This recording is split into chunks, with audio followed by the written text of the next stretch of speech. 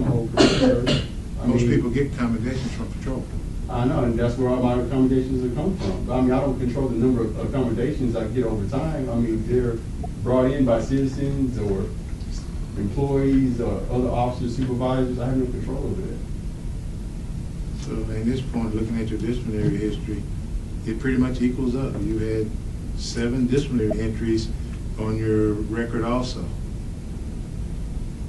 throughout your 10-year history, going back from 2002 currently up to 2010. Yeah, but like I said before, Chief, when I made the first initial claim of discrimination, harassment committed against me, the vast majority of those complaints have been by supervisors.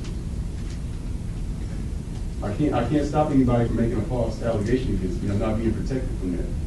And you've completed our personnel concerns program? Yes, sir. I was put under them on false pretenses. I have no control over that either. So will you acknowledge, has anything that you have ever been disciplined or made a mistake been your? Early on in my career, yeah, I said to you early on, yes, I've accepted responsibility, but not since lately over the last, since 2007. I mean, Chief, I have no control over this situation. I mean, I can only do so much. If I go file a complaint and complain about these situations and nothing is being done, then it's out of my hands. What am I supposed to do? Okay. I've tried my very best to deal with the situation at hand. I'm fighting the Army here, pretty much, to tell you the truth. One man against the Army, that's what it is. I don't have any more questions, Officer Wright, unless you want to have anything else that you wish to say before we close out this hearing. Like I said, Chief, I just hope you really take a hard look at the situation, my whole situation. I don't know if you will or not, but like I said, I try to, like I said, do my job to the best of my ability. I try not to rub people the wrong way, but like I said before, ever since I made my allegations of discrimination, harassment, retaliation all day long, ever since. Well, nothing is being done about the situation, pretty much. Well, let me just stop you there. For your claim of harassment, discrimination, I'm not going to speak to anything that's pending.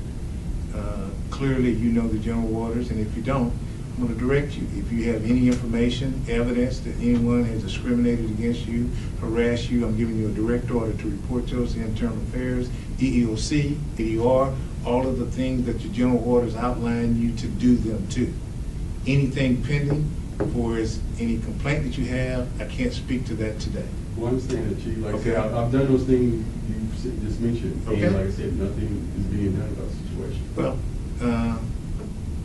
then you go down there and make an additional complaint if you're alleged that we're not investigating your complaint.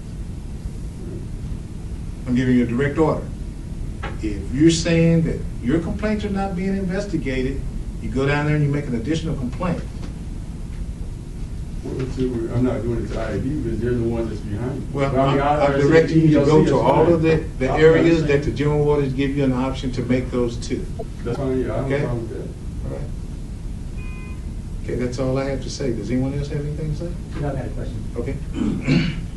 You stated that these recent cases, these are all made up. Is that what you're stating? I mean, I'll put it to you like this. The second complaint, 37635, I'm going to tell you 3761, both of those, the facts of both investigations were manipulated, okay? Can you expound on how the family violence case facts were manipulated? For one, in Mrs. Daniel's statement, and you said this, that she told me that an assault occurred, that she didn't state that in her letter. So I don't know how that even got in the synopsis. That is incorrect information. That's not true. If you go back to her statement, she did not mention to me that an assault took place. That is not written in her statement. She only told you that the woman got thrown in the bed, right? That's what she told the supervisor. She mentioned that in her affidavit, but it didn't mention in there that she told me that. She didn't mention it to me. And your contention that this particular case is just trumped up against you, is that what it is? That's what, yeah, I believe so, yes. I believe it is. And who perpetuated this trumping up of this case? Internal affairs, you get to speak to the lieutenant about that. He wrote the synopsis. He has the final say-so on the matter, pretty much. No, he doesn't. Well, I mean, not the final say-so, but he's the main driving force behind the complaint, because he writes this synopsis. That's what everybody goes by. Everybody doesn't read the whole case file. Yes. But Everybody sticks to Who filed this complaint originally? Well, Mrs. Wright did allegedly. But like I said, I don't know all the ins and outs, and I wasn't standing there when the sergeants were initially taking the complaint. I don't know if they, intimidated her or had her add more or less whatever to her statement. Do you have any evidence that she was intimidated or somehow coerced into filing a complaint? Not at this time. I mean, no, I don't. Not at this time, I don't. Also, Ray, just to clarify one thing, that there's an investigative circuit that does the IED investigation, and that investigation is then reviewed by an investigative lieutenant in internal affairs who writes an investigative summary. Do you agree with me on those 2 points? Well, I understand it, but the sergeant was main. No, I'm asking a question. Do you agree with me on those 2 points right there? The Sergeant does the investigation, lieutenant does a synopsis based on the sergeant's investigation. Well, that's true, but I would like to add, Okay. just keep in mind, the All right, sergeant. wait, hold on. Okay. Just follow my line of my thought process, and then you can add anything that you want. At the conclusion of both of those processes, the investigative report and the investigative synopsis, that investigative lieutenant, Lieutenant Zog in this case, has a captain that reviews that report. In this case, Captain Ellen, that signed off on the report. You agree with that? Well, I don't know if the captain reviewed all the letters in the report. Well, I'm just saying, his name is on the report, signing off.